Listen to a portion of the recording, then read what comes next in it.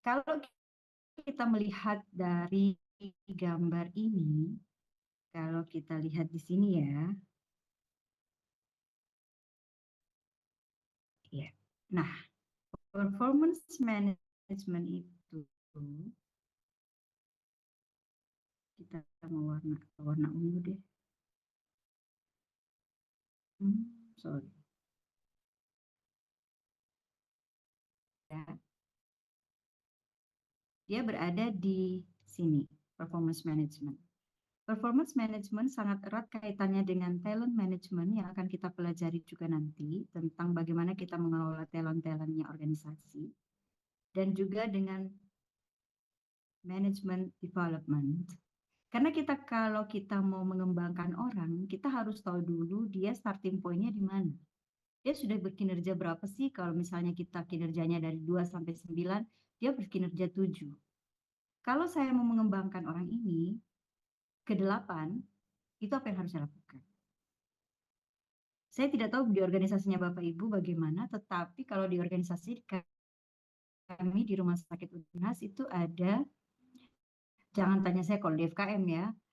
Kalau di Rumah Sakit Unhas kita ada sistem grading untuk menentukan grade penentuan jasa medis, jasa non medis.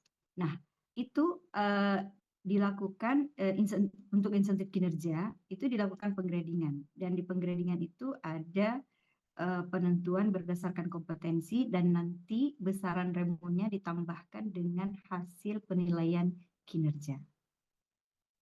Nah, ini juga terkait dengan knowledge management karena kalau kita mau mengembangkan orang, pasti kita harus menerapkan knowledge management di organisasi kita.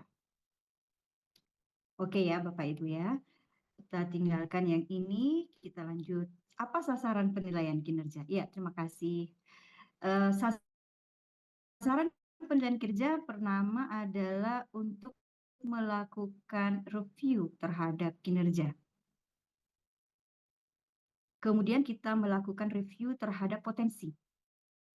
Karena begini, ada orang yang mungkin performanya lebih besar, justru lebih tinggi daripada indikator kinerja yang harus dipenuhi. Individu ya.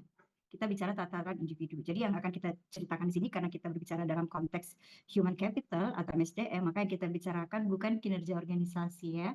Kita lebih fokus pada kinerja individu. Nah, biasanya itu kalau Bapak Ibu sudah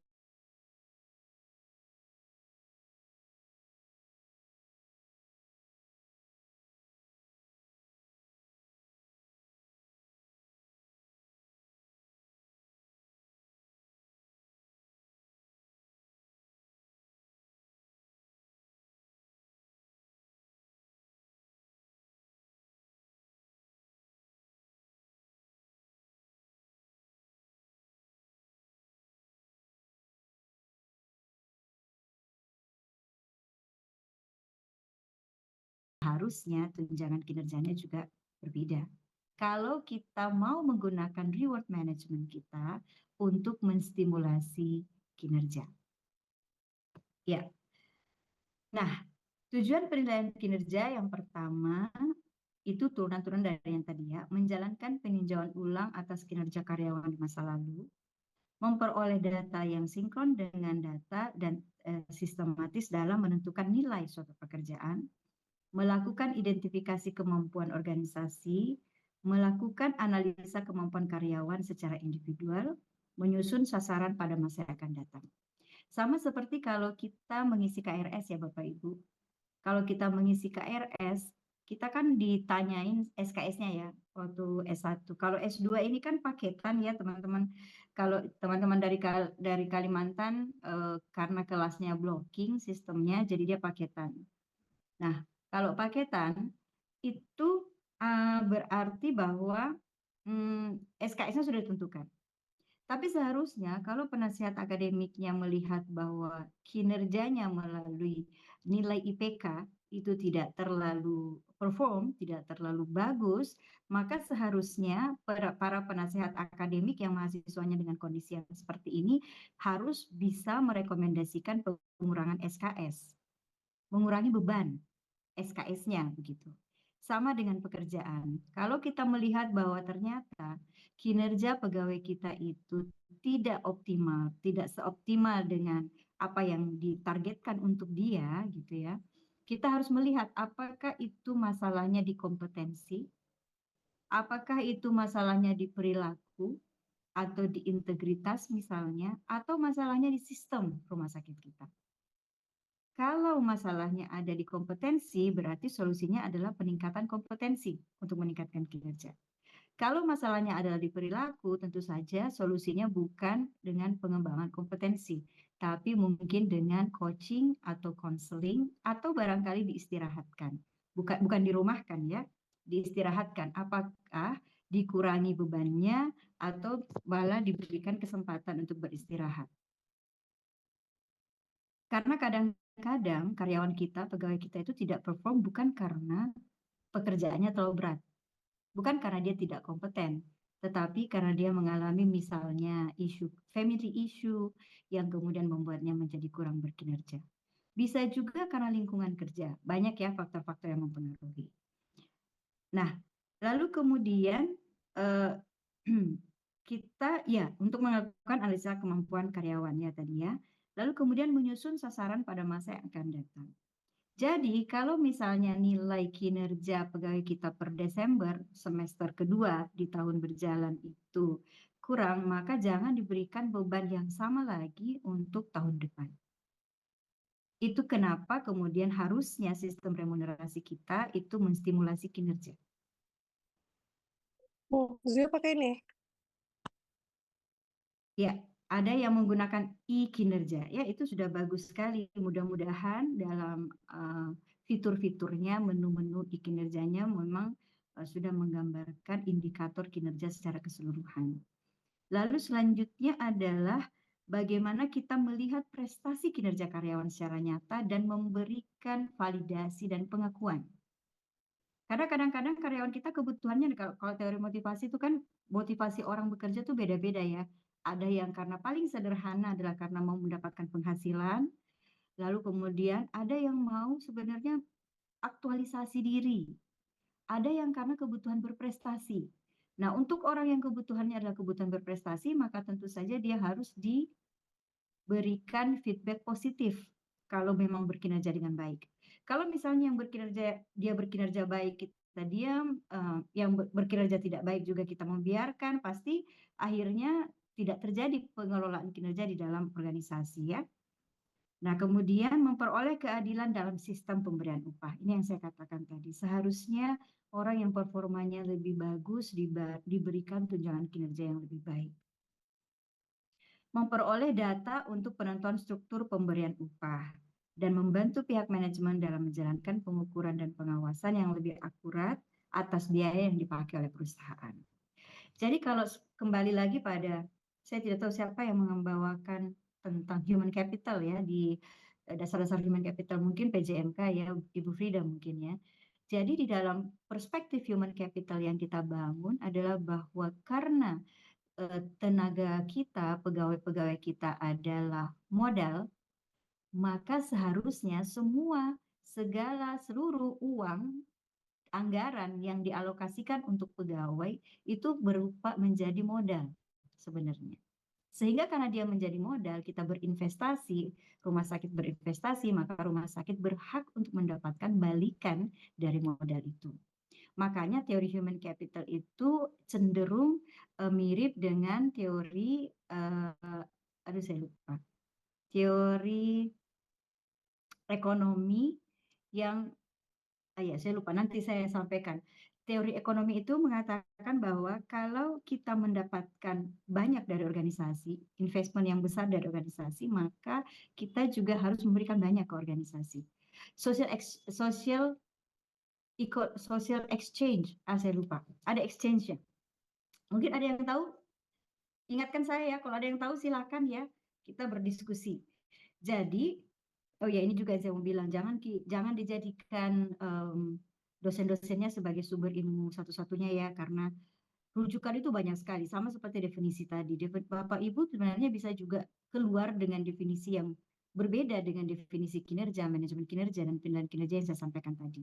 Itu hanya karena saya merujuk pada Armstrong, kemudian Dessler tadi ya, tapi definisi tentang kinerja, manajemen kinerja, dan penilaian kinerja itu banyak sekali, Bapak Ibu. Jadi silakan untuk merujuknya, misalnya Bapak Ibu mau menulis tentang kinerja nanti pada saat tesis, silakan untuk merujuk pada yang lain juga boleh ya. Jadi silakan untuk mengembangkan kompetensi Bapak Ibu, mumpung sekarang dapat kesempatan untuk akses jurnal, kemudian kan kalau di Unhas sekarang sudah ada dua database international publisher yang kemudian dilanggan oleh Unhas yang boleh Bapak Ibu gunakan sepuasnya untuk mendapatkan pengetahuan ya tentu saja dari situ. Oke. Nah, apa prinsip penilaian kinerja? Prinsip penilaian kerja adalah pertama kita harus berdasarkan pada organizational planning, rencana organisasi. Kalau rencana organisasi itu kita lihat dari Renstra kan, dari RKAD dan seterusnya. Nah, rencana organisasi itu menjadi sasaran perusahaan, sehingga tentu saja organisasi rumah sakit pasti mau mencapai melihat kalau kita bicara mengenai kinerja rumah sakit pasti tentang pencapaiannya rumah sakit. Kinerja rumah sakit itu tentu saja ditopang, didukung oleh kinerja direktorat, kinerja unit kerja, dan kemudian kinerja individu. Saya kira yang ini Bapak Ibu pasti sudah tahu sekali ya, pasti sudah mengimplementasikan juga. Cuma yang mau kita titik beratkan adalah ketika kinerja individu itu melemah, maka pasti kinerja unit tidak bagus, kinerja direktorat tidak bagus, kinerja perusahaan tidak bagus. Itu yang harus prinsip dulu. Jadi kalau kita mau kinerja organisasi secara keseluruhan bagus, maka kita harus memperbaiki kinerja individu. Individu yang mana saja? Mau itu evakuatornya, mau itu tukang masaknya, mau itu cleaning service-nya, semua harus berkinerja dengan optimal. Pasti kita sudah tahu itu juga. Tetapi kan kadang-kadang kita hanya misalnya ya, jujur ini, kadang-kadang kita memperbaiki kinerja pelayanan medis kita. Tapi kita lupa untuk memperbaiki kinerja pelayanan non-medis kita atau pelayanan penunjang yang menunjang pelayanan non-medis. Sehingga kemudian meskipun pelayanan medisnya jor-joran, melakukan banyak inovasi, tapi kemudian kalau di lini yang lain itu tidak berkinerja dengan optimal, maka pasti akan menarik turun kinerja dari pelayanan medis. Seperti itu. Nah, sekarang syarat penilaian kinerja. Yang pertama, relevan. Dia harus relevan antara apa yang mau diukur dengan alat ukurnya. Yang kedua, sensitivity. Ini sensitivity ya, sensitivitas. Dia sensitif terhadap perbedaan kinerja. Jadi sensitivitas artinya alat ukur yang kita pakai itu memang bisa membedakan antara yang berkinerja baik dengan yang berkinerja tidak baik. Jadi ada kalau alat ukurnya misalnya tidak mengukur kualitas, dia hanya mengukur kuantitas, itu berarti kurang baik juga. Karena ada orang yang bisa menghasilkan banyak, tetapi kualitasnya kurang bagus. Misalnya, banyak dokter rawat jalan di poliklinik rawat jalan kita, misalnya di poliklinik, dia bisa memeriksa banyak pasien. Satu pasien 10 menit gitu ya. Tapi apakah kemudian kualitas pelayanannya baik begitu? Atau misalnya teman-teman di manajemen, sederhananya persuratan. Mungkin cepat kalau buat surat, tapi harus bolak-balik diperbaiki. Bahkan sampai kita sendiri harus turun tangan untuk mengkoreksi misalnya. Nah itu kan tidak produktif sebenarnya ya, less produktif dari segi kualitas. Lalu kemudian ini reliability ya, reliability. Jadi reliable, lalu kemudian acceptability harus diterima oleh yang mau menilai dengan yang dinilai. Kemudian practically, jangan sampai karena kita melakukan penilaian kinerja maka habis waktu kita untuk mengisi form penilaian kinerja itu. Itu juga harus dipertimbangkan. Baik, ada yang mengantuk Bapak Ibu? Ini warnanya, poin-poin ini masih kelihatan ya? Masih kelihatan. Oke, masih bisa membedakan antara kuning dengan orange, Bapak Ibu? Bisa ya? Bisa. Kelihatan, Bu. apa itu standar kinerja? Nah, standar kinerja yang pertama dia harus valid. Valid artinya standarnya itu ditetapkan. Ada keabsahan standar dan harus benar-benar sesuai dengan jenis pekerjaan yang akan dinilai. Eh, oleh karena itu, penetapan kinerja, apa standar kinerja yang kita pakai di rumah sakit, di puskesmas atau di dinas kesehatan harus mendapatkan ketetapan, harus ada surat ketetapan dari pimpinan organisasi. Tidak bisa itu ada misalnya manajer baru lalu tiba-tiba mengubah indikator kinerja pegawainya yang ada di bawahnya. Tidak boleh, itu harus SK Dirut gitu ya kalau di rumah sakit. Kemudian agreement, ini yang tadi saya jelaskan. Agreement,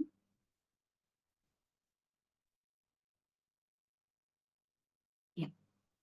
Agreement berarti persetujuan. Standar penilaian tersebut disetujui dan diterima oleh semua pegawai yang akan mendapatkan penilaian. Dia bisa mengatakan saya nggak mau ya, saya dinilai dengan kecepatan saya menyelesaikan karena kalau dinilai dari kecepatan saya pasti kinerjanya jelek. Kenapa? Oh, karena untuk melakukan pekerjaan saya harus berkoordinasi dengan unit A, berkoordinasi dengan unit B, sehingga kalau hanya dilihat dari jumlah pekerjaan yang saya selesaikan itu tidak cukup. Nah, seperti itu misalnya. Jadi memang kita harus melakukan apa yang disebut sebagai dialog kinerja. Nah, seberapa, nah sekarang Bapak Ibu ini kan semua atasan ya sebenarnya, semua sudah punya bawahan kan? Ada yang tidak punya bawahan? Saya sebenarnya tidak terlalu suka kalau menyebutkan atasan dan bawahan atau superior inferior. Saya tidak terlalu suka itu seperti kayak bagaimana. Padahal kita sebenarnya bekerja itu partnership. Hanya karena kita dapat amanah, harus ada yang menjadi manajer, harus ada yang menjadi kepala bidang, ya ada kepala bidang seperti itu. Tapi kalau kita mau mengatakan bahwa kepala bidang tanpa stafnya juga nggak bisa ngapa-ngapain karena kepala bidang tidak bisa berpikir sangat teknis, tidak bisa melakukan semua yang teknis gitu ya. Tapi ya partner kerja. Nah, kalau misalnya Bapak Ibu eh, seberapa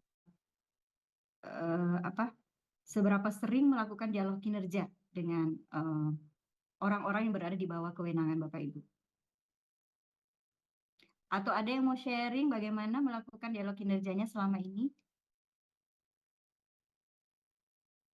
Atau sederhananya bagaimana menentukan 100% di SKP atau di OP yang pakai OP? Ada yang mau berpahala hari ini memberikan pengalaman kah? Apakah tidak ada ya? Tak laku jualanku ini. Oke, baiklah. Kalau begitu, mari kita apa ke self assessment saja, menilai pada diri sendiri aja ya.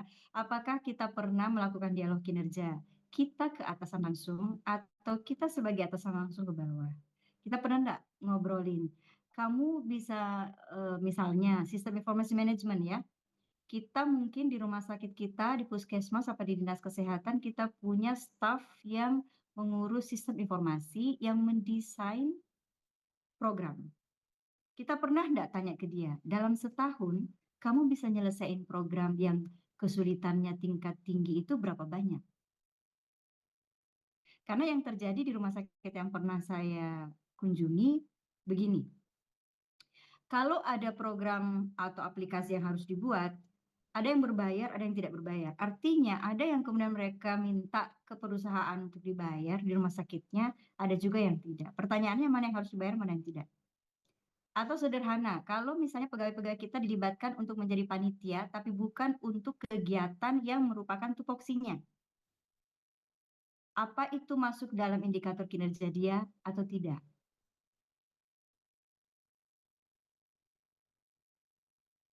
Dokter Arif mau ngomong sesuatu dong? Iya, Ibu. Jadi Ya, kalau silakan. memang kita akan menilai kinerja individu seorang staf, memang Mm-mm. kita harus masukkan di penilaian kinerja itu, tapi sebelumnya kita lakukan perjanjian kinerja dulu. Jadi pekerjaan Betul. yang kita kerja yang kita nilai ke staf yang bersangkutan seharusnya masuk di dalam ranah tupoksi dari staf yang bersangkutan tersebut. Kalau memang bukan ranahnya, kita susah untuk menilai, yang pertama. Yang kedua, kita akan susah untuk tarik data untuk capaian-capaian dari kinerjanya. Terus yang ketiga, kita juga akan kesulitan untuk menerapkan standar kalau memang di luar tupoksinya. Mungkin itu alasannya, Bu. Terima kasih. Betul. Tapi kalau di tempatnya Dokter Arif gimana? Pernah kejadiankah, terjadikah yang staf itu bukan di tupoksinya tapi melakukan kegiatan untuk unit yang lain karena terlibat dalam kepanitiaan? Tidak pernah, Misalnya tidak pernah, Tidak pernah, tidak tidak pernah. pernah, tidak pernah, Bu. Kita sudah ditetapkan Alhamdulillah. dari direktur ya, Dokter Arif ya. ya, Mm-mm. setuju. Sudah ditetapkan untuk tidak melakukan di luar dari tupoksi. Ya, ya. Dan Berarti itu kalau nanti seperti itu, dan ya silakan. dan itu Bu dituangkan dalam bentuk penilaian kinerja yang dituangkan lagi dalam bentuk indikator dan capaian target, dan itu pasti akan didialogkan dengan apa namanya, kinerja yang bersangkutan atau kinerja individu, apakah bisa tercapai. Kalau misalnya tidak tercapai, itu akan dievaluasi, kemudian nanti kita akan perbaikan, apakah nanti ditetapkan ditambah lagi atau mungkin bahkan kinerja ini akan kita, ya betul. Ya. Bu. Indikator kinerjanya yang dikurangi, bukan kinerjanya. Ya. Indikator kinerjanya kan, iya. Oke, bagus sekali. Saya malah mau belajar. Nanti kita sharing ya. Iya. Oke, terima kasih Bu Santi, terima kasih Pak Arif. Ya, jadi memang betul ya Bapak Ibu, kita harus dialog kinerja. Karena jangan sampai kita menzalimi juga pegawai kita, dikasih beban begitu besar, lalu kemudian itu sudah di luar kapasitasnya. Tapi tidak boleh juga kemudian kita melakukan pembiaran bagi yang berkinerja kurang baik, tapi kemudian dibiarkan hanya karena dia dianggap inkompeten. Kan input kita beda-beda ya, ada misalnya sama-sama SKM atau sama-sama dokter umum, ada yang berkinerja 9, ada yang berkinerja 7, lalu karena yang berkinerja 7 itu menurut kita tidak bisa kita kembangkan lagi, kita biarkan. Itu tidak boleh terjadi. Kita harus memang, makanya tadi saya sampaikan bahwa dialog kinerja itu sangat penting. Nah, kalau mau ngobrolin bagaimana pentingnya dan bagaimana implementasi, boleh diskusi khusus dengan Ibu Santi dan Pak Arif ya.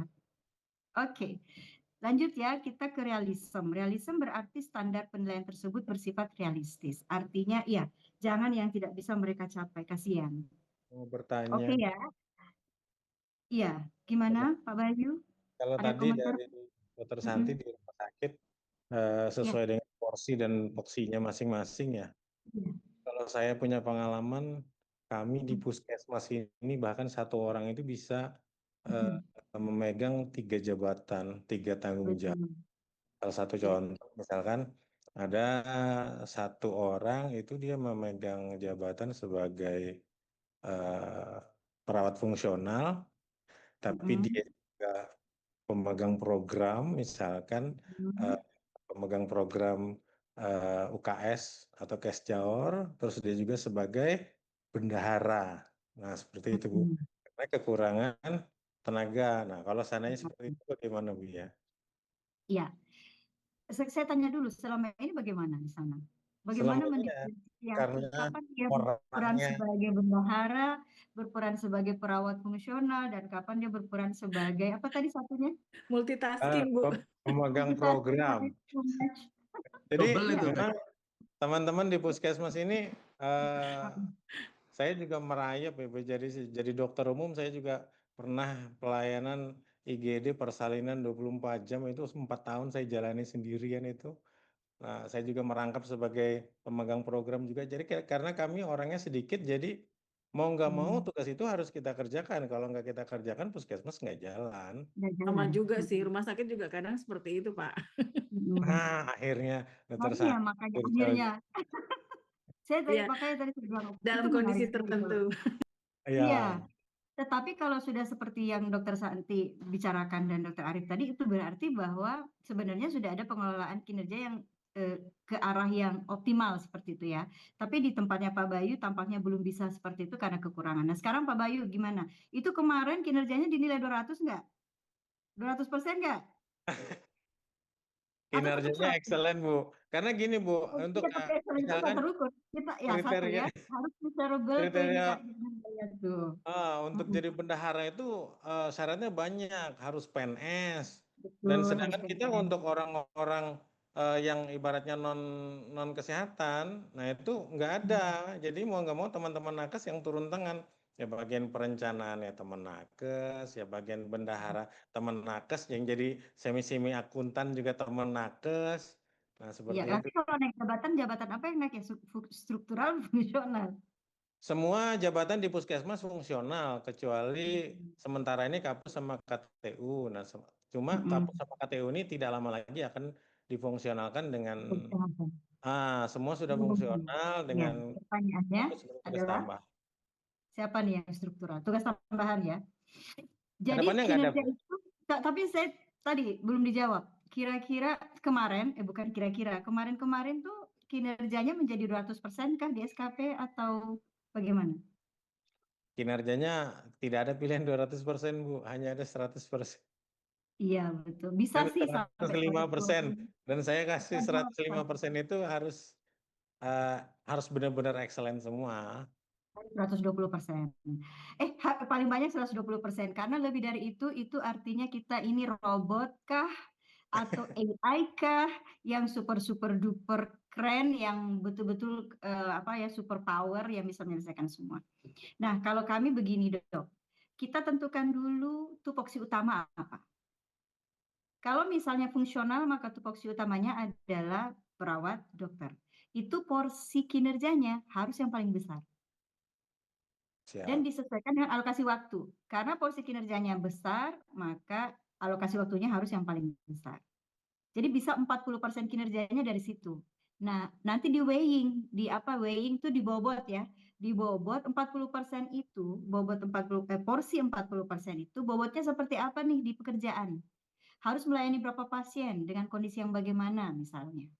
Itu harus disepakati, karena kapan dia lebih dari situ udah seharusnya, tetapi memang makanya saya katakan tadi bahwa kita berusaha untuk yang ideal ya. Tapi kan kondisi-kondisi pekerjaan kita, lingkungan pekerjaan kita bervariasi beda-beda.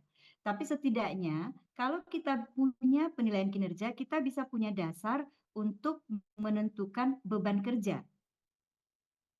Yang kemudian berdasarkan itu kita mengusulkan misalnya penambahan pegawai atau melakukan inovasi kerja, misalnya melakukan perubahan sistem dalam pekerjaan kita. Misalnya kita buka juga polisore untuk kemudian memecah pekerjaan ya. Maksudnya kalau di pagi hari melakukan tugas struktural atau manajerial, di pagi sore melakukan kesempatan untuk melakukan tugas fungsionalnya, sehingga nanti kemudian kinerjanya terpenuhi. Kemudian, itu juga yang bisa menjadi dasar kita tunjangan kinerja. Curcol. Enggak apa-apa.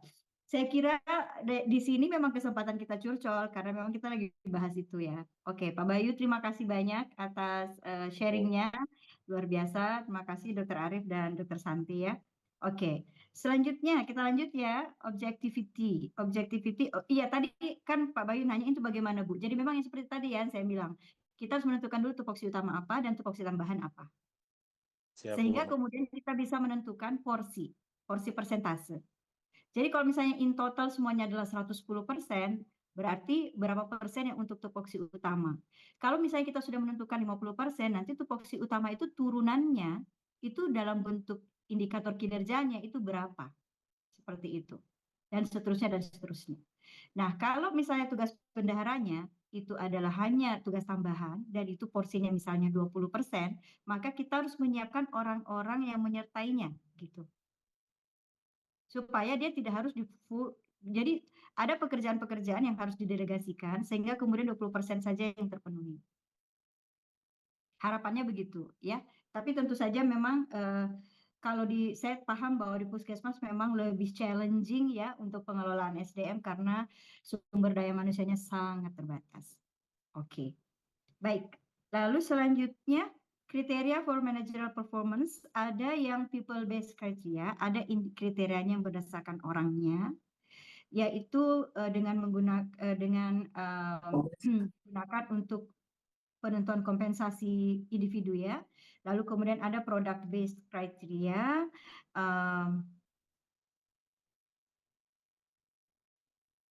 iya, ada product based criteria biasanya dianggap lebih baik daripada people based karena kriteria ini berdasarkan pada output. Tapi tidak semua pegawai kita bisa kita lihat output nyatanya kan. Tidak bisa kita ukur, oh ini 6 kali kalau dari frekuensi, atau ini banyaknya banyaknya yang dikerjakan 10 gitu ya, tidak semua. Oleh karena itu ada juga yang disebut sebagai behavior based, mempunyai banyak aspek seperti masalah etika, masalah perilaku dan seterusnya. Dan boleh kita menentukan kriteria yang mengkombinasikan kriteria-kriteria ini. Saya hanya sampai jam 3 saja ya, 3:10 kah? Setengah jam lagi. Saya masih punya banyak sekali slide. Baik, saya akan percepat ya. Nah, manfaat penilaian kinerja silakan nanti dibaca, bahwa manfaat penilaian kinerja itu sebagai performance evaluation, performance planning and review, sebagian besar tadi sudah saya jelaskan. Manfaat penilaian kinerja bagi manajer, mengidentifikasi bakat, mempengaruhi motivasi, memotivasi karyawan, menilai kinerja aktual. Peran dan tanggung jawab pemimpin dalam ini ya. Nah, ada metode. Nah, kita mulai masuk dalam penilaian kinerja. Metode dan jenis penilaian kinerja ada multi rating, ada assessment center, dan ada wawancara kompetensi. Nanti di slide-slide selanjutnya akan kita lihat bahwa bukan hanya ini yang dilakukan dalam menilai kinerja, tapi yang paling sering digunakan yang 3 ini. Multi rating itu yang sering kita sebut dengan 360 derajat, ya. Lalu kemudian assessment center yang ketika saya tidak tahu apakah Bapak Ibu di organisasinya ada assessment center. Assessment center ini kadang-kadang juga di pihak ketiga kan Bapak Ibu. Bisa ke PPM, bisa ke pihak-pihak ketiga yang memang bergerak di bidang pengelolaan sumber daya manusia atau human capital. Lalu kemudian wawancara kompetensi. Nah, saya kira ini juga sudah dipahami ya, tidak perlu saya jelaskan bagaimana 360 derajat itu. Jadi ada penilaian dari atasan, dari bawahan, ada rekan kerja sebidang, ada rekan kerja di luar bidang, dan ada customer. Nah, jadi ini ya, kalau 360 derajat yang ideal, sekali lagi Bapak Ibu, karena bisa saja tidak dilakukan semua ini, bisa saja hanya dari peer-nya saja dan atasannya. Ada self appraisal, ada manager review, ada peer review, ada subordinate appraising, dan ada customer. Jadi kita juga dalam menentukan kinerja, kita juga harus mendiferensiasi customer kita. Apakah kita melayani customer internal? Sama seperti SDM, human capital, sebenarnya kita melayani customer internal. Jadi yang mau dipuaskan, yang mau kita capai kepuasannya itu adalah karyawan kita, pegawai rumah sakit. Dan ada juga yang melayani customer eksternal. Nah, metode dan jenis penilaian kinerja. Untuk assessment center itu biasanya digunakan sebagai simulasi dan dengan melakukan simulasi dan teknik observasi. Biasanya kita memberikan studi kasus kalau itu manajerial dan kita melihat bagaimana mereka menyelesaikan kasus. Atau misalnya kita kasih contoh kasus ini dalam artian kasus manajerial dan kasus medis ya. Kalau misalnya untuk melihat kompetensi medis, ya tentu saja kasus medis. Metode ini menilai bagaimana kandidat bertindak dalam situasi kerja nyata melalui kombinasi. Jadi bisa melakukan wawancara mendalam, diskusi kelompok, role play, case analysis, intra exercises, dan tes psikometrik. Tidak harus dilakukan semua, boleh 2 saja, tapi tidak boleh 1. Karena terlalu kita khawatir bias hasilnya. Kapan kita menggunakan assessment center itu? Assessment center banyak digunakan ketika kita melakukan seleksi atau promosi jabatan strategis. Saya tidak tahu karena kita semua kayaknya berasal dari organisasi pemerintah, tampaknya yang begini-begini itu tidak banyak dilakukan. Kenapa? Karena biasanya langsung ditugaskan aja, langsung keluar SK, tidak dilakukan fit and proper test, tidak dilakukan wawancara kinerja, tidak dilakukan wawancara kompetensi. Tetapi setidaknya Bapak Ibu menjadi ya paham dulu lah bahwa ada yang namanya assessment center jika ada yang belum tahu, lalu kemudian assessment center ini yang melakukan penilaian ketika kita mau mempromosikan. Kemarin juga kejadian sih, saya tidak mau curhat. Di Rumah Sakit Unhas juga kejadian sih, kami tuh sudah menyiapkan talent-talent kita berdasarkan assessment dari bidang SDM ya. Tapi ketika kemudian ada restrukturisasi, itu tidak digunakan tuh, kita nggak ditanyain, malah diselesaikan di level yang sangat tinggi. Ini bukan curcol, bukan curhat, itu kenyataan realitas bahwa ternyata kadang-kadang karena pemahaman kemudian para penentu kebijakan di level yang lebih tinggi yang membuat kemudian organisasi itu tuh tidak jalan sesuai dengan yang seharusnya, bahwa prosedur yang harus kita tempuh itu tidak sesuai dengan seharusnya. Tapi that's life, begitulah memang apa ya, kisah-kisah kita di organisasi kita masing-masing ya, dengan kelebihan dan Iya, betul. kekurangan. Apa kelebihan assessment center?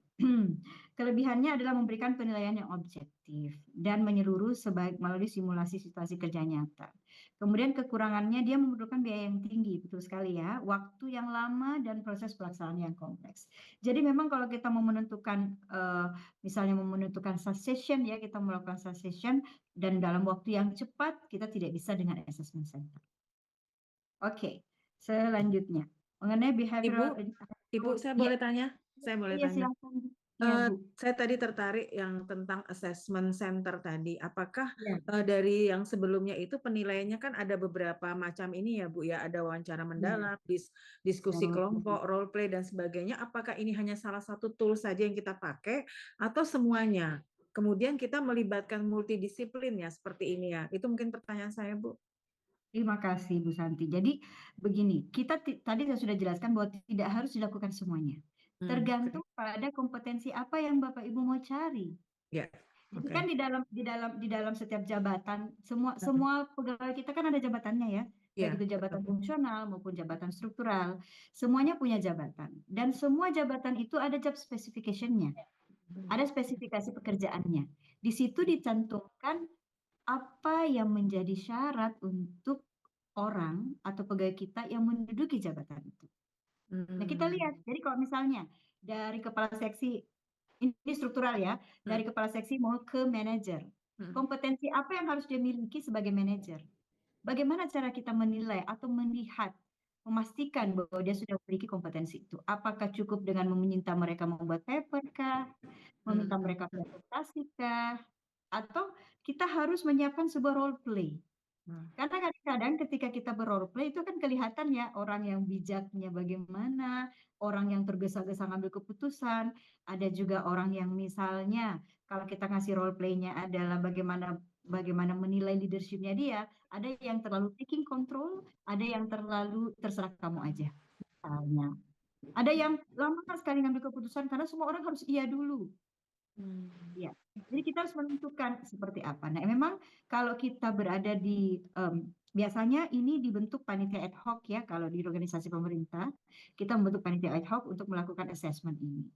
Jadi memang kita harus mendesain model assessment yang memang membawa kita untuk dapat melihat kepemilikan kompetensi yang kita harapkan berdasarkan job specification vacant formasi yang kita mau isi kayak gitu. Ya, terima kasih Bu. Menjawab ya Bu Santi ya? Ya, terima kasih. Bu Santi. Oke, kita lanjut wawancara kompetensi. Nah, ini harus kita kalau mau melakukan wawancara kompetensi, kita harus sudah punya bukan hanya job specification, tetapi kita harus punya yang namanya kamus kompetensi. Misalnya, seorang manajer harus memiliki kompetensi apa? Kompetensi leadership. Leadership yang bagaimana? Apa bedanya kompetensi leadership yang dimiliki oleh manajer dengan direktur? Apa bedanya kompetensi analytical thinking, kemampuan analisis yang dimiliki oleh kepala seksi dengan manajer? Seperti itu. Jadi memang kita harus menentukan kompetensi menentukan kamus kompetensinya. Nanti saya sudah menyiapkan contoh kamus kompetensi untuk yang di Rumah Sakit Unhas bagi teman-teman yang mungkin belum pernah melihat ya. Lalu kemudian metode ini biasanya menggunakan pendekatan STAR, situation, task, action, dan result. Kelebihannya, ya ini kalau ini kandidat diminta menceritakan pengalaman nyata saat menghadapi tugas atau tantangan tertentu, tindakan yang diambil dan hasilnya bagaimana. Biasanya kalau kami di Rumah Sakit Unhas ya, kami melakukan ini wawancara kompetensi yang tidak seoptimal, bukan wawancara kompetensi yang sesempurna ini, tapi kami menyelipkan satu poin pertanyaan seperti ini ketika kami mau mewawancara pegawai baru. Karena kami tidak lagi kan nggak tahu kita sudah dapat selection and recruitment and selection. Kalau di selection itu kan kita harus mengembangkan pedoman format pertanyaan yang kualitatif sifatnya yang tidak normatif. Bukan pertanyaan yang misalnya tahu dari mana rumah sakit ini, yang semua orang bisa jawab gitu. bukan berdasarkan pengalaman, sehingga akan kelihatan betul perbedaan antara satu pelamar dengan pelamar yang lain. Nah, ini biasanya kami lakukan. Ya, nanti kapan digunakan silakan Bapak Ibu baca. Lalu kemudian ada juga yang kita sebut sebagai Human Resource Accounting Method. Lalu kemudian ada Management by Objectives. Nah, ini juga bagus ini untuk kita pakai. Lalu kemudian ya, nah ini perbedaan-perbedaannya. Apa fokus utamanya kalau kita pakai BARS, apa kalau MBO, Assessment Center, dan bagaimana pada kondisi apa the best use-nya tuh kapan gitu ya. Nanti silakan dilihat lagi. Nah, sekali lagi tentu saja terima kasih Bu Santi atas pertanyaannya. Kalau kita mau menentukan metode apa yang kita pakai, kita tanya dulu kompetensi apa yang kita mau gali. Level apa vacant yang tersedia? Apakah dia level teknis, level operasional kah, atau level manajerial? Apakah level middle manager atau top management? Ya, tentu saja semakin ke atas semakin lebih manajerial untuk seleksinya ya. Oke. Pembuatan standar kinerja sumber daya manusia rumah sakit, ya. Untuk menentukan standar kinerja, kita identifikasi dulu jabatan dan deskripsi pekerjaannya, lalu tentukan kompetensi inti dan spesifik dari setiap jabatan, rumuskan indikator kinerja utama atau key performance indicator-nya, lalu sesuaikan standar dengan pengaturan dan akreditasi rumah sakit, libatkan pemangku kepentingan. Jadi memang untuk menentukan standar kinerja, kita harus melibatkan semua orang yang terlibat dengan pekerjaan ini. Jadi kalau dia berada, misalnya kalau level manajer kan menservis seluruh rumah sakit ya. Kalau level kepala instalasi kan hanya menservis satu instalasi dan dengan customer-nya. Nah itu tentu saja akan berbeda. Nah uji coba dan evaluasi secara berkala. Karena tidak selalu standar kinerja yang kita tetapkan itu up to date untuk semua kondisi dalam jangka panjang. Biasanya kita perlu mereviewnya 3 tahun sekali atau paling lambat 5 tahun sekali. Karena kadang-kadang sudah tidak up to date lagi. Cara mencapai standar kinerja, mengevaluasi pencapaian sasaran kinerja, menetapkan standar kinerja, mendiskusikannya atau dialog kinerja ya, dan memotivasi bawahan dalam menjalankan rencana kerja. Waalaikumsalam. Ya, kemudian bagaimana kita menetapkan rencana kerja tim? Nah, tadi kita individu, sekarang kita tim. Sayangnya Bunda. Bagaimana nak ujian? Bagus. Tadi saya di kampus, selesai ngajar 2, saya pulang. Karena saya ngejar jam 1 di sini. Ya, oke. Ini silakan dibaca. Di sini saya menggambarkan saja. Saya kira ini juga sudah kita pahami bersama ya, bagaimana kita menurunkan dari tugas tupoksi unit ke tupoksi individu. Sekarang saya tanya, bagaimana Bapak Ibu menilai kepala instalasi selama ini?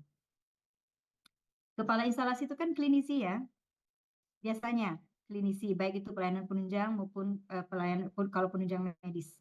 Lalu kemudian yang kedua mereka juga kepala instalasi. Bagaimana kita menilainya? Ada yang mau sharing? Kalau kemampuan klinis kan kita nilai dengan OP. Kalau kemampuan manajerialnya kepala instalasi? Ada target indikator kinerja juga, Bu. Iya, indikator kinerja kepala instalasi kan?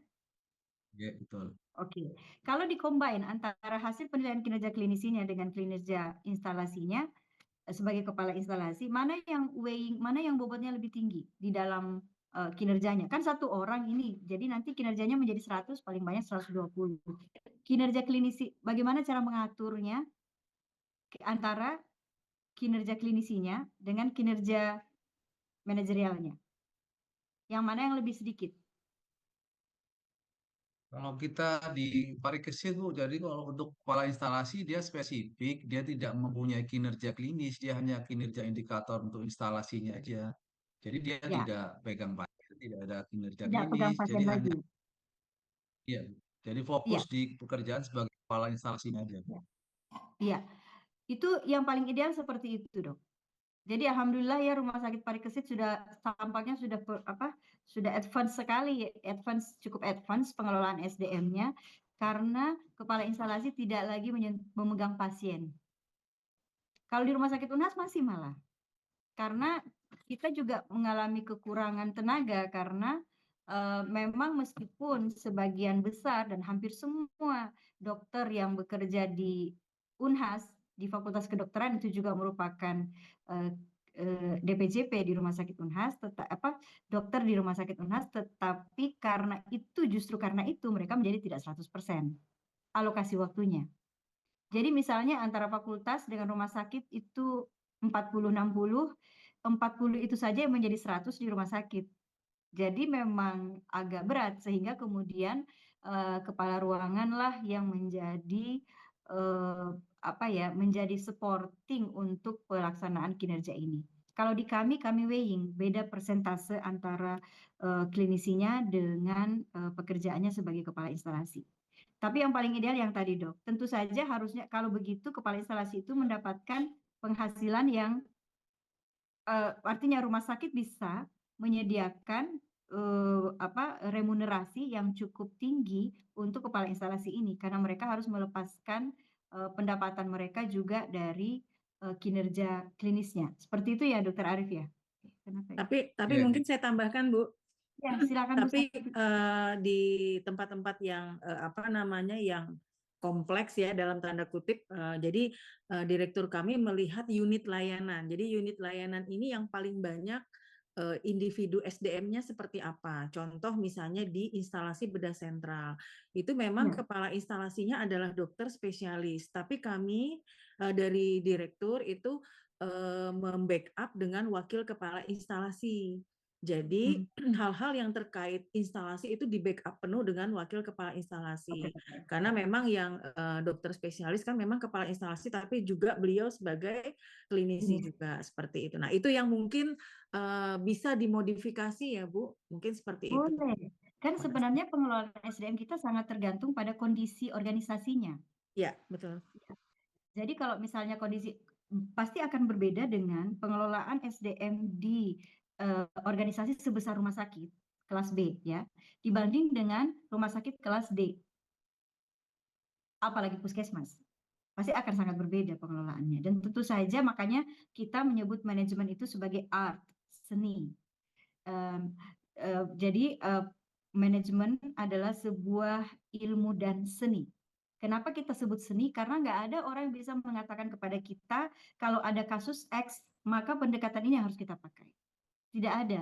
Jadi seninya, jadi kita mengilmuinya dulu, kita tahu dulu ada ilmu ini, dan ilmu ini. Tapi ketika ada kasus, kita menghadapi kasus di dunia kerja nyata, di dunia nyata, kita dibutuhkan untuk mengkreasi, berinovasi, mengkombinasi, mengkolaborasikan antara ilmu satu dengan ilmu yang lain, dan di situ seninya. Jadi seperti kita melukis di kanvas, kita perlu memilih warna apa yang harus kita pakai, sebanyak apa warna itu, warna yang lain sebanyak apa. Jadi makanya memang management is an art, seni ya, karena tidak bisa kita memberikan satu formula. Sama dengan manajemen logistik misalnya. Kita bisa mengatakan bahwa kalau kasus begini, kalau misalnya untuk menilai kebutuhan obat itu menentukan kebutuhan obat, kita bisa pakai EOQ, kita bisa pakai MMSL, tapi pada kondisi mana kita pakai EOQ, pada kondisi apa pakai MMSL, meskipun teorinya ada, kita masih sangat bisa, bagi saya ya, sangat terbuka untuk kita berinovasi. Nah, ini cara membuat indikator kinerja, jadi kita cari dulu misalnya jabatan, manajer pelatihan dan pengembangan SDM. Apa tanggung jawab utamanya? Mengkoordinir dan mengatur seluruh kegiatan pelatihan dan pengembangan karyawan, meliputi perencanaan anggaran, memastikan ketepatan informasi kebutuhan pelatihan dan pengembangan, memfasilitasi pelaksanaan pelatihan dan pengembangan, serta mengevaluasi efektivitas pelatihan pengembangan. Jadi ada 4 kinerja kunci. Pertama, melakukan perencanaan anggaran, mengidentifikasi kebutuhan pelatihan dan pengembangan, melaksanakan kebutuhan pelatihan dan pengembangan, dan memastikan bahwa pelatihan dan pengembangan yang dilaksanakan itu efektif. Sekali lagi ini tergantung lagi. Kalau seperti di Rumah Sakit Unhas, jabatan manajer pelatihan itu dan pengembangan SDM itu tidak hanya untuk customer internal, tetapi juga customer eksternal. Karena Rumah Sakit Unhas itu rumah sakit pendidikan, dan kemudian pelatihannya sudah terakreditasi pelatihan, jadi sudah bisa menyelenggarakan pelatihan yang bersertifikasi. Jadi sudah bisa mengeluarkan sertifikat yang diakui oleh kementerian dan seterusnya. Sehingga menjadi kalau untuk konteks Rumah Sakit Unhas ini harus ditambah, bukan hanya untuk pengembangan pegawainya saja, tapi juga untuk melaksanakan pelatihan dengan target orang eksternal. Nah, ini tugas pokok, bagaimana tugas pokok itu diturunkan menjadi KPI. Nah, misalnya memastikan availability kompresor dan generator. Ini untuk PSRS ya. Nah, harus availability-nya lebih dari 97%. Kalau availability-nya di bawah 97%, nah itu harus ada grading-gradingnya lagi. Kapan dia dikatakan berkinerja optimal, kapan less optimal, dan itu seharusnya measurable. Artinya kita tidak boleh memberikan indikator yang yang tidak dapat kita ukur atau yang ukurannya abstrak, itu tidak bisa karena akan menjadi perdebatan. Ya, nah ini untuk menentukan keahlian apa yang seharusnya dimiliki untuk memenuhi KPI tertentu. Nah, di sini kita lihat bahwa kalau untuk KPI-nya adalah komposisi gas yang harus seperti apa, maka dia harus memiliki kemampuan untuk melakukan monitoring atau spesifikasi produk dan seterusnya. Nah, ini nantinya yang ketika kemudian KPI-nya tidak terpenuhi 100%, kita harus melihat apakah memang staf tersebut memiliki keahlian itu atau tidak. Tapi tentu saja kalau kita melakukan fit and proper test atau melakukan seleksi untuk staf kita di tahap awal, baik itu seleksi awal maupun seleksi ketika mereka sudah bekerja di rumah sakit kita, di puskesmas kita, lalu kemudian kita mau memindahkannya untuk melakukan pekerjaan yang lain, baik itu promosi, demosi, atau hanya sekedar rotasi. Nah, itu kita harus mengakses lagi. Makanya tadi kita harus mengassessment lagi, kira-kira dia sudah punya kompetensi apa, keahlian apa, apakah sudah fit atau tidak fit dengan tempat kerja yang baru. Nah, ini bagaimana kita menetapkan KPI-nya. Pertama, menetapkan prioritas kompetensi atau biasa juga kita sebut sebagai kompetensi kunci atau kompetensi utama. Lalu kemudian menetapkan faktor penilaian perilaku. Lalu menetapkan indikator perilakunya, apa indikatornya untuk mengatakan bahwa dia sudah memenuhi KPI-nya atau tidak. Lalu kemudian kita menetapkan deskripsi. Nanti ini ada contohnya lagi satu, misalnya kita kriteria penilaiannya adalah disiplin kerja. Apa yang kita maksud deskripsikan dengan disiplin kerja? Lalu ini yang indikator ya, hampir tidak pernah mangkir, pada umumnya cukup menghargai ketepatan hadir dan seterusnya dan seterusnya. Nanti di sini kita menuliskan nilainya. Nah, ini kalau kita melakukan penilaian kinerja 360, ini harus kita distribusi ini. Indikator ini kita harus distribusikan ke atasan langsung, ke peer-nya, peer internal, peer eksternal, dan seterusnya. Nanti itu kemudian ditotal, lalu kemudian dibandingkan dengan indikator kinerja dia, targetnya ya, apakah dia mencapai atau tidak mencapai, tidak sesuai atau sesuai. Nah, ini kalau kita mau pakai bagaimana pencapaian KPI-nya, dan seterusnya. Nah, nanti akan keluar kompetensi ya. Misalnya seperti ini. Sebentar. Nah, misalnya untuk core-nya dia kompetensi core-nya dia integritas, achievement of orientation dengan continuous learning. Kalau dia level manager, dia harus mencapai nilai 4 untuk integritas. Tapi kalau dia level assistant vice president, dia harus 5. Nah, untuk menentukan nilai ini, itu juga harus kita, yang tadi ya, di format yang tadi, indikator-indikator itu. Jadi kalau dia sudah mencapai nilai 4, berarti dia sudah boleh menjadi manajer untuk integritas. Seperti kalau integritasnya sudah 4, dia sudah bisa jadi manajer, seperti itu. Jadi kita menentukan nilai-nilai ini ketika kita melakukan penilaian KPI-nya.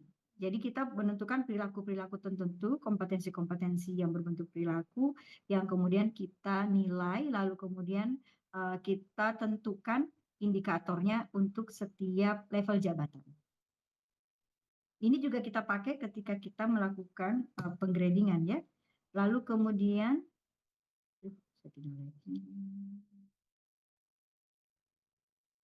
ya. Ini adalah bagaimana kita memberikan deskripsi. Yang mana sih yang kita maksud integritas, yang mana sih yang kita maksud achievement of orientation, dan seterusnya. Kalau kita menilai integritas, apanya yang kita lihat? Kalau kita menilai customer care orientation, apanya yang kita lihat? Nah, ini kompetensi. Ini adalah kamus kompetensi. Misalnya, kompetensi utamanya adalah ability to manage change, kemampuan untuk mengelola perubahan. Jadi dia harus memiliki kemampuan untuk menganalisis, mendiagnosa permasalahan, membangun relationship, kemudian mengartikulasi visi, bisa menurunkan visi ya, lalu kemudian bisa menyusun agenda-agenda kepemimpinan. Jadi dia harus bisa menyusun seperti apa saya menggerakkan orang dan seterusnya. Karena dia harus mengelola perubahan dan seterusnya. Nanti silakan dibaca. Faktor-faktor yang menghambat penilaian kinerja apa saja, Bapak Ibu? Penilaian kinerja menghadapi berbagai tantangan dan hambatan yang menyebabkan prosesnya seringkali tidak berjalan secara efektif, dan barangkali banyak di antara Bapak Ibu yang sudah sudah melakukan penilaian kinerja, baik itu diri kita yang dinilai maupun kita yang melakukan penilaian kinerja. Misalnya faktor yang menghambat kualitas dan kemampuan pegawai yang kurang. Misalnya saya di Rumah Sakit Unhas, kan harus semua kotak dalam struktur itu harus terisi ya.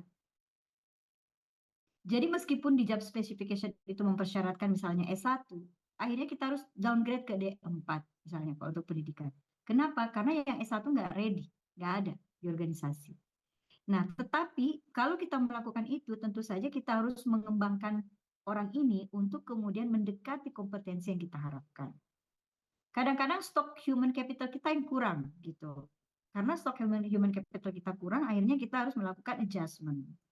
Lalu kemudian kurangnya sarana dan prasarana pendukung. Ini juga betul sekali ya. Karena begini, kadang-kadang staf kita itu sebenarnya menguasai teknologi, tapi kita nggak bisa menyiapkan teknologinya gitu. Atau misalnya dia membutuhkan, saya pernah wawancara dengan calon pegawai yang saya tanya, dia lebih menyukai bekerja di dalam tim atau bekerja sendiri. Dia bilang saya lebih suka bekerja sendiri. Jadi saya tanya, kalau pekerjaannya itu membutuhkan bekerja sendiri, terus itu harus dalam ruangan atau dalam ruangan tersendiri atau boleh bergabung dengan teman-teman yang lain, ruangan yang tersendiri. Nah, karena kebetulan dia memang melamar untuk sistem informasi manajemen, karena dia adalah programmer, ini masih bisa kita penuhi. Tetapi tentu saja dialog ini harus sudah terjadi ketika kita mau menempatkan, ketika kita mau placement, kita harus menyampaikan kebutuhan kamu apa. Kita bisa menyediakan atau tidak bisa gitu. Kalau kita tidak bisa menyediakan, tentu saja tidak jadi gitu ya. Nah, kemudian kurangnya motivasi dan semangat kerja karyawan. Kadang-kadang sebenarnya karyawan kita kompeten, tetapi mereka yang memiliki mental block yang membatasi diri. Sekarang saya di Rumah Sakit Unas ada satu perawat yang kemudian saya akhirnya merotasinya ke SDM. Jadi sekarang kami lagi memberi dia treatment karena dia sepertinya mengalami masalah keluarga yang cukup berat, sehingga kami sudah pindah-pindahkan dari ICU, diturunin lagi ke perawatan yang biasa, diturunin lagi ke perawatan yang lebih biasa lagi, yang semakin kecil, semakin kami pindahkan ke tempat-tempat yang semakin ringan bebannya. Tapi tampaknya masih belum perform juga. Akhirnya kami tarik ke manajemen, dia bersedia ditarik ke manajemen, kami tawarkan untuk pindah di SDM dulu dan kami berikan treatment. Sekarang kami coba untuk memberikan dia pekerjaan yang sangat sederhana. Dan itu terus yang dikerjakan setiap hari. Nanti kalau sudah perform akan kami tingkatkan tingkat kesulitannya dan seterusnya dan seterusnya. Oke, budaya organisasi yang tidak mendukung. Mungkin ya, seperti misalnya blaming culture. Kita kadang-kadang ketika ada yang tidak perform atau ada yang melakukan tindakan yang menurut kita tidak seharusnya, kita langsung bertanya siapa yang melakukan. Bukan kenapa itu terjadi. Itu dua hal yang berbeda. Kalau kita mengatakan siapa yang melakukan, itu lebih ke pelaku. Kita cenderung untuk mencari siapa yang bertanggung jawab nih, siapa yang salah nih gitu ya. Siapa sih yang melakukan kesalahan itu gitu. Jauh lebih baik kalau kita mengatakan kenapa itu terjadi. Supaya itu mendrive, memotivasi orang untuk menceritakan kejadiannya, situasinya seperti apa sampai kemudian kesalahan itu terjadi. Misalnya medication error. Kalau ada medication error di apotik gitu ya, misalnya kesalahan dalam penyebutan nama. Kan kadang-kadang pegawai kita itu tidak lagi menyebutkan tanggal lahir misalnya, langsung menyebutkan nama saja. Tapi kan kita punya usut kenapa terjadi, oh ternyata pada jam-jam tertentu, ketika itu terjadi, itu lagi load pasiennya memang lagi banyak-banyaknya gitu. Nah, itu harus kita analisis, apakah kenapa kejadiannya terjadi. Jadi bukan langsung ke orangnya, siapa yang melakukan itu gitu ya. Dan itu harus budaya ini salah satu contoh budaya organisasi saja. Kita belum bicara tentang budaya organisasi kita yang birokratis. Budaya birokrasi kita juga kadang-kadang sangat mempengaruhi penilaian kinerja. Atau seperti yang saya alami, kita sudah mendesain satu form untuk penilaian 360 derajat. Jadi lucu sekali karena direkturnya ngeluh kalau manajernya itu tidak perform. Tapi ketika mereka diminta untuk mengisi form untuk 360 tadi, yang rating, justru dia memberikan nilai yang tinggi. Pertanyaannya adalah kenapa tidak enak teman sejawat. Nah, ini budaya seperti ini tuh harus kita bersepakat satu organisasi bahwa ini tidak boleh menjadi pertimbangan ketika kita melakukan penilaian kinerja karena kita akan merugikan organisasi. Jadi kalau ke SDM mereka komplain, ini bagaimana ya manajernya tidak perform. Terus saya tanya, apa yang sudah dilakukan? Pembinaan apa yang sudah dilakukan? Boleh bersurat ke kami pembinaan apa yang sudah dilakukan? Dia bilang belum ada, saya tidak enak panggil. Kenapa tidak dipanggil? Tidak enak saja loh. Tidak mungkin SDM yang menyelesaikan itu. Kenapa? Karena dia ada atasan langsungnya. Jadi kami juga sekarang mendidik para atasan langsung ini untuk menyelesaikan persoalan SDM yang ada di lokasi kerjanya ya, di unit kerjanya. Karena tanggung jawab pengelolaan SDM itu seharusnya tidak dibebankan hanya kepada bidang SDM saja, tetapi justru kepada seluruh pimpinan unit yang memang SDM-SDM ini berada dalam kewenangan mereka. Lalu kemudian kompensasi yang tidak memadai. Bagaimana kita menstimulasi kinerja kalau kita nggak bisa bayar banyak gitu. Kita tidak mungkin minta orang berkinerja optimal ketika kita tidak bisa memberikan balas jasa yang optimal. Tetapi kita juga tidak boleh memberikan balas jasa yang optimal ketika kinerja tidak optimal. Kita harus berani mengatakan bulan ini insentif kinerjanya dikurangi. Kemarin saya baru berhadapan juga dengan pegawai yang mengkomplain karena beliau sakit selama 2 bulan dan kemudian insentif kinerjanya kita cut. Kita potong, bukan tidak ada, tapi kita potong 50%. Terus beliaunya protes, berarti saya tidak dihargai dong, sudah berapa tahun bekerja di sini. Nah, itu tidak ada hubungannya dengan berapa tahun bekerja, karena yang kita nilai adalah kinerja. Nah, itu memang seperti itu ya. Kemudian gaya kepemimpinan yang tidak efektif. Ada gaya kepemimpinan tertentu yang memang sepertinya tidak suka. Misalnya, kalau stafnya inovatif. Ada tipe pemimpin tertentu yang kalau dia sudah mengatakan A, stafnya tidak boleh mengusulkan B. Jangankan mengatakan harus B, mengusulkan saja tidak boleh. Nah, itu juga gaya kepemimpinan tidak efektif. Atau ada gaya kepemimpinan yang terlalu mendominasi. Sehingga karena dia terlalu mendominasi, tidak memotivasi tidak memotivasi orang untuk bekerja dengan gayanya sendiri. Ada tipe kepemimpinan yang terlalu teknis, maksudnya kita juga harus tahu ya bahwa ketika kita menjadi, misalnya kita adalah direktur, bukan direktur utama ya, kita direktur, ke manajer itu kasih kewenangan, delegasikan sebagian kewenangan kita untuk mendidik mereka mengambil keputusan.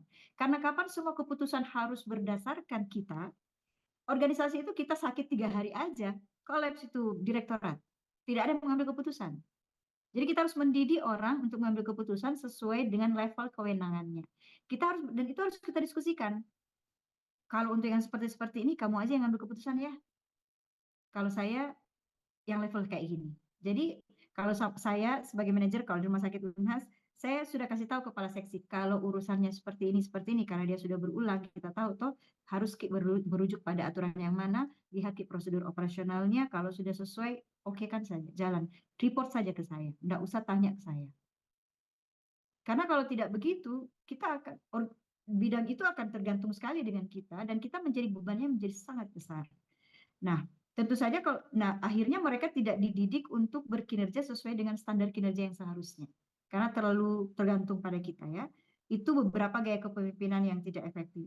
Lalu kemudian kepuasan kerja yang rendah. Nah, ini memang makanya kita harus mampu mengidentifikasi apa yang membuat orang puas bekerja. Kalau saya di Rumah Sakit Unhas, saya sekarang dari 2 tahun yang lalu kita sudah memberikan tagline fleksibilitas dalam pengelolaan SDM. Jadi case by case. Kenapa? Karena kita sesuaikan dengan kebutuhan. Ada orang yang sebenarnya nggak apa-apa digaji rendah, nggak apa-apa gajinya tidak banyak, tetapi dia boleh pulangnya lebih cepat misalnya. Atau misalnya dia tidak apa-apa bekerja di tempat yang tidak sesuai dengan misalnya level gradingnya dia. Tapi itu tidak boleh sebenarnya ya. Tentu saja ini sangat kasuistik. Tetapi untuk memuaskan mereka, kita harus bisa menggali. Kemarin kami buat percobaan lagi nih. Kemarin kan waktu kita buat survei kepuasan kerja, itu selalu kita minta mereka menyebutkan nama. Nah, itu tidak kelihatan tuh. Tidak kelihatan poin-poin yang mereka tidak puas. Ketika kita membuatnya anonim, keluar semua unek-uneknya. Kelihatan. Makanya kami kemudian sudah menjadwalkan untuk membahas unek-unek ini untuk melihat potensi-potensi pengembangan untuk meningkatkan kepuasan karyawan. Lalu kemudian lingkungan kerja yang tidak mendukung. Lingkungan kerja itu bisa sistem rumah sakitnya, bisa juga tempat kerja yang toksik. Kemarin kami ada admisi yang kemudian karena dia memang bipolar, jadi kita kan kalau di Rumah Sakit Unhas kita melakukan MMPI dan kita melakukan talent mapping. Tapi ternyata memang saya pernah menemukan kasus bahwa schizophrenia pun ada enggak boleh saya sebutkan. Ada pegawai kami yang menderita schizophrenia yang kemudian tiba-tiba mendekati teman kerjanya, dokter yang punya mobil ini ya, yang warna ini kan, nomor polisi ini kan, iya. Terus dokternya bilang iya, teman kerjanya bilang iya. Terus dia tanya begini, berarti dokter yang ngikutin saya kemarin ya? Jadi dia schizophrenia, dia menganggap kemudian dia pernah diperlakukan tidak baik oleh rekan kerja dan saudaranya, tetapi ketika kita melakukan pengetesan ternyata tidak terbukti. Kemudian kita bingung, ini gimana caranya memberhentikan? Kita mau mengatakan dia schizophrenia juga nggak enak. Terus dokternya juga tidak mau mengeluarkan, dokter internal kami ya, tidak mau mengeluarkan hasil judgement medisnya gitu. Akhirnya kita meminta dia MMPI ulang. Hasil MMPI-nya bagus, tidak terbaca schizophrenia-nya. Nah, yang saya mau ceritakan tadi tentang lingkungan kerja, yang lingkungan kerja itu yang toksik ya. Jadi memang karyawan ini bipolar. Lalu kemudian ada kondisi-kondisi tertentu yang terjadi pada kehidupan pribadinya yang kemudian akhirnya dia dibully oleh teman kerja dan seterusnya dan seterusnya. Akhirnya kami harus akhirnya dia tidak masuk kerja selama 2 pekan. Tidak ada laporan. Ketika kita proses kita baru tahu, oh dia mengalami gangguan. Makanya kita rujuk ke BPSS dan memang kadang-kadang lingkungan kerja yang tidak mendukung. Kita pindahkan dia ke tempat kerja yang baru meskipun kita harus downgrade dan itu sudah kita komunikasikan semua. Kita pindahkan ya ke tempat kerja yang baru tapi kita harus downgrade. Kenapa? Karena memang yang pertama jumlah hari kerjanya pelanggarannya sudah mempersyaratkan dia untuk dikenai sanksi downgrading.